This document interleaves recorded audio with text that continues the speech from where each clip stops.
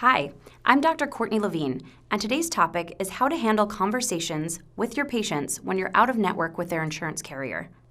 I started my practice from scratch with 0 patients and decided to be out of network with all insurance plans from the beginning.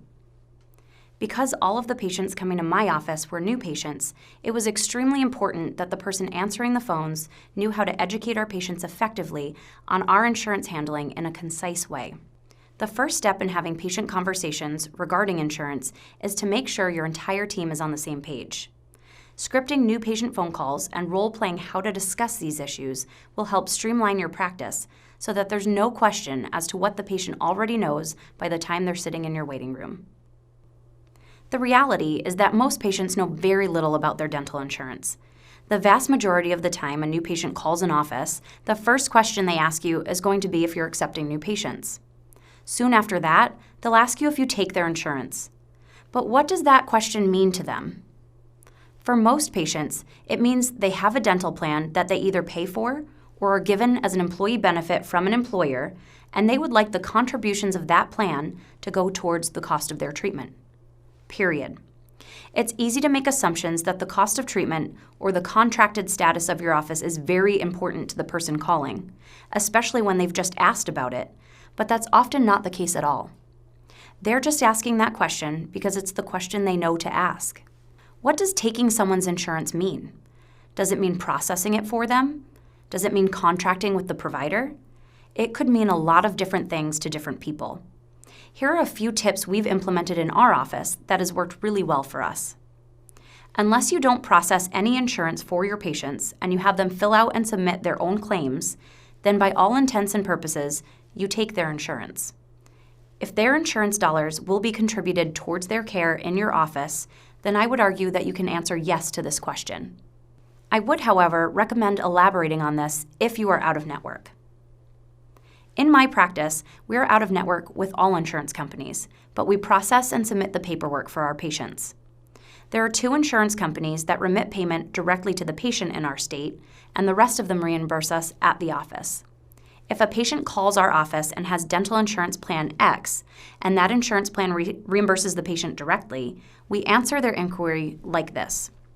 We do take your insurance. A lot of our patients have that same provider.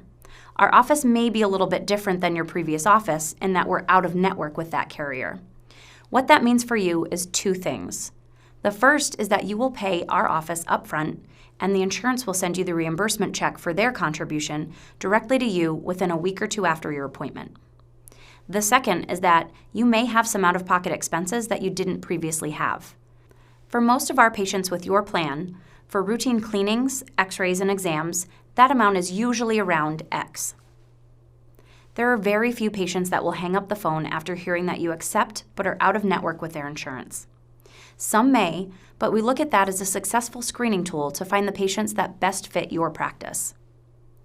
If a patient hears that you are out of network with their insurance plan, the next question is typically why you are out of network. It is of paramount importance that your entire team understands this and believes in the reasons. Your patients can't understand effectively if everyone in the office is not on the same page. In our practice, my lab fee for a single unit anterior crown can sometimes cost the contracted insurance rate for a crown. If I were to provide that level of care to a patient and accept only the in-network fee, it would cost our office money to do the dentistry.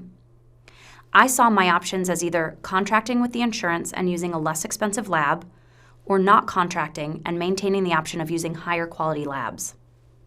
Because most patients think that all dentistry costs the same, unless you educate them otherwise, they think the extra out-of-pocket expense is going directly into your pocket.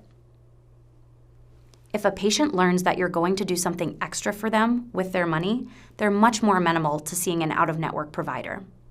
My reason for being out of network with insurance is that it allows me the freedom to use the quality of materials and the labs that I would want used on myself, and it allows me the freedom to spend more individualized time with my patients and treatment planning their cases.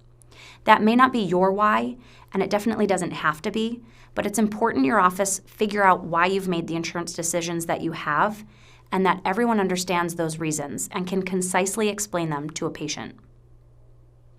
So to recap, my tips for being successfully out of network with insurance are, number 1, to make sure your entire team is on the same page. Number 2, be transparent with your patients. Number 3, know why and make sure everyone in the office can explain it to patients. I hope you've enjoyed today's discussion on how to discuss insurance with your patients. Have a great day.